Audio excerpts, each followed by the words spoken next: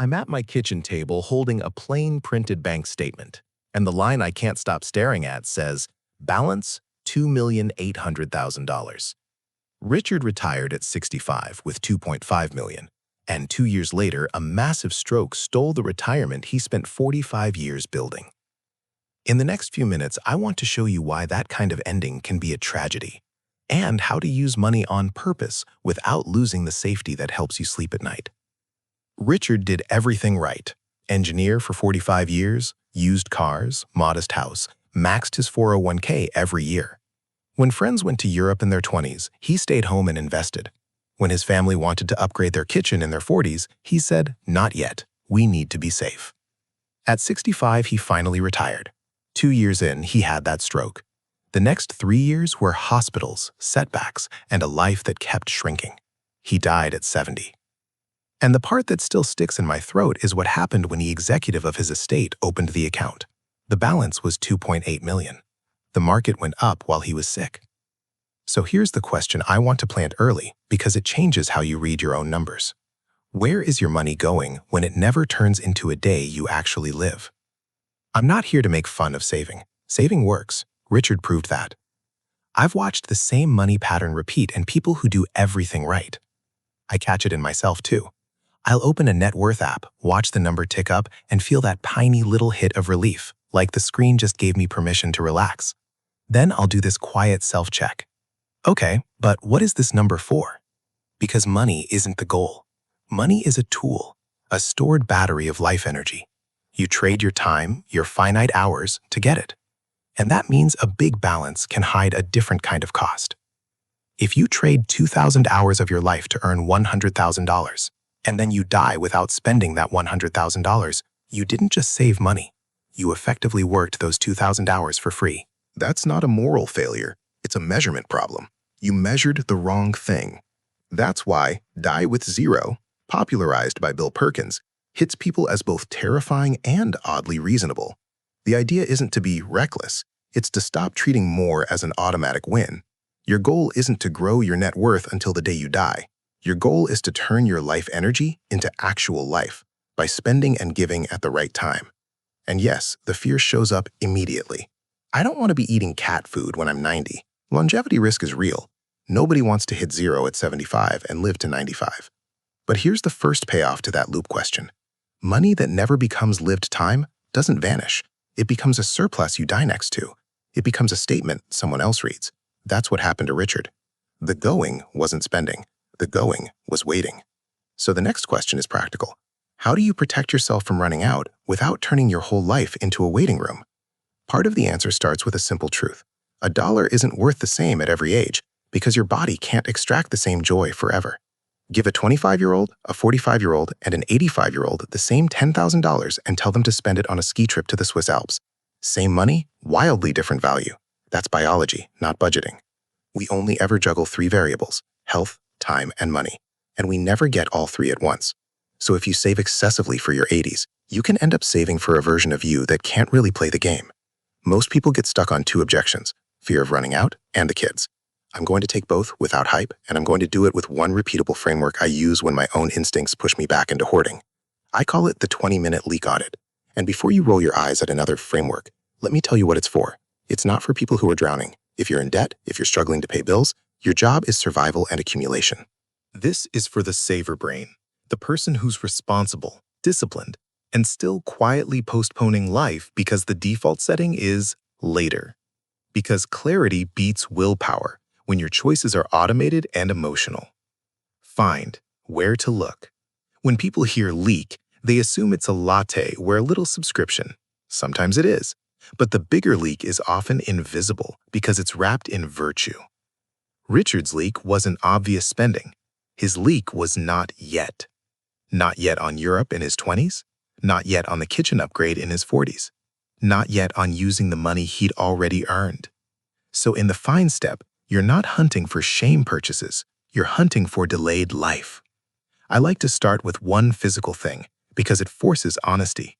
For me, it's that printed line, balance $2.8 million, because it makes the question unavoidable. If this number survives me, what did I sacrifice to build it? For you, the object might be a 401k screen, a bank account dashboard, or the note you keep in your head that says, "Once I hit blank, then I'll relax." You don't need a spreadsheet. You need a moment where you see the pattern. Here's a simple way to surface it. Think back to the last time you said no to something meaningful, and the reason sounded responsible. Not, "I can't afford it." More like, "We should be safe." That phrase can be wise. It can also become a trapdoor that drops you into 20 years of postponing. Decide. Keep, cut, rename. This is the part that makes people uncomfortable, because you have to stop pretending every saved dollar is automatically a good dollar. Standard advice acts like a dollar is a dollar no matter when you spend it. But the Swiss Alps example is the cleanest proof I've ever seen. $10,000 at 25 can buy a version of the trip you physically can't buy at 85. Same purchase, different body, different outcome. So the decide step is not spend more. It's decide what this money is for, and decide when it should turn into life. I use 3 options. Keep, some money is true safety. Cut, some money is anxiety dressed up as planning. Rename, some money should be relabeled from savings into consumption capital. That rename is where everything changes. Because if you've already won and your net worth keeps going up every year into your late 40s or early 50s, you can end up technically working for free. Not because work is bad, because you crossed the finish line and kept running on the treadmill. You don't need to become reckless to admit that. You just need to look at the purpose of extra money. And this is where the fear of running out comes back, so let me take it head on. Lock, one rule that prevents relapse. Die with 0 doesn't mean you aim for 0 the day you retire. It means you aim for 0 the day you die. That's a very different sentence. If the fear is, what if I live too long, the solution isn't hoarding an extra $500,000 just in case and hoping your body stays cooperative. The solution is to hedge longevity risk with the tools designed for it: annuities and long-term care insurance. An annuity is straightforward. You give an insurance company a lump sum, and they guarantee you a monthly paycheck until you die, whether that's 80 or 110. Long-term care insurance exists for the exact nightmare people are actually afraid of: needing expensive care for a long time. Now, I'm not telling you what to buy. I'm showing you the direction of the logic. If your goal is sleep at night stability, you don't have to solve it by never living. You solve it by building a floor you can stand on. The goal is boring stability you can actually sleep with, not a high score you never touch. And once you have that floor, you can put a rule in place that prevents the saver brain from stealing the rest of your life. Here's the rule I like.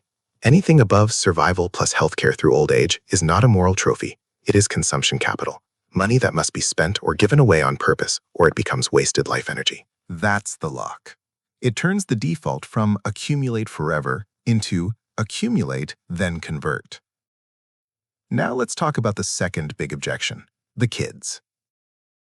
This is where I see good people get stuck the longest, because it feels noble. I'm not spending because I want to leave a legacy. I get it, but think about the timing. The average age people receive an inheritance is 60. That's not a toddler's college fund. That's often a person who's already built their life. Mortgage close to paid, kids grown, career mostly finished. A windfall at 60 has less power to change the trajectory. But picture the same money landing when your kid is 30.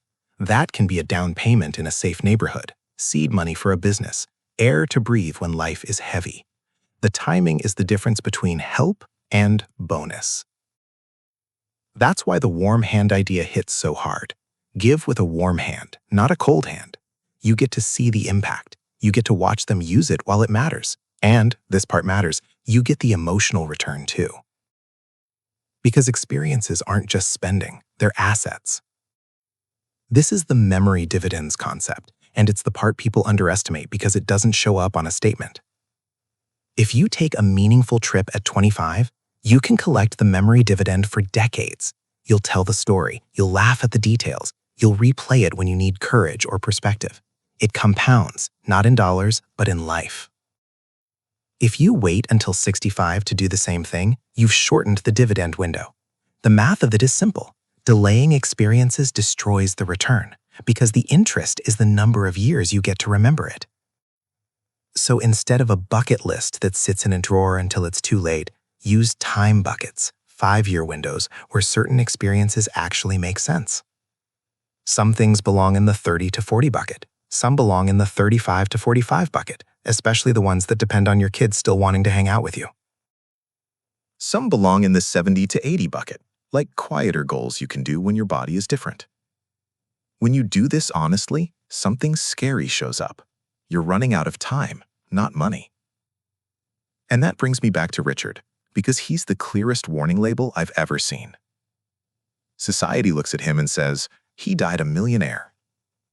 I look at him and see a man who spent tens of thousands of hours stressing, commuting, sacrificing, accumulating chips he never cashed in.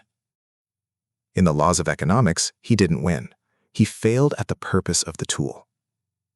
Not because saving is wrong, because saving without converting becomes a kind of quiet leak. The leak is your life energy draining into a number that outlives you. So here's a practical way to run the audit today, without turning it into a whole lifestyle project. Take one number, your current bank balance, or whatever cash cushion you keep in your head as the safe amount, and ask one clean question. If I died today, what experiences did I say no to in the last year to protect this number? Did you skip a trip you wanted? Did you always choose the cheapest flight with the brutal layover? Did you keep pushing a family moment into someday because it felt responsible? If you died today, that unused money becomes a monument to what you denied yourself. That sentence isn't meant to scare you. It's meant to clarify the trade. Because the point isn't to blow your rent money on something ridiculous. The point is to stop treating unused as automatically good. If you're a saver and you know you're a saver, you need a spending philosophy the way you already have a saving philosophy. So let me recap in 3 short beats, and I'll give you one next action. First, money is stored life energy. If it never becomes lived time, it can become work you did for free. Second, the value of money changes with age because your ability to convert it into joy declines. The $10,000 trip proves that in one clean picture. Third, you can protect against fear without hoarding forever. Build a safety floor, then consciously convert the surplus into life and warm hand giving. Your next action is the 20-minute leak audit. Find one place you're saying not yet out of habit. Decide whether that money is true safety or consumption capital. Lock one rule that turns extra accumulation into planned spending or giving while you can actually use it.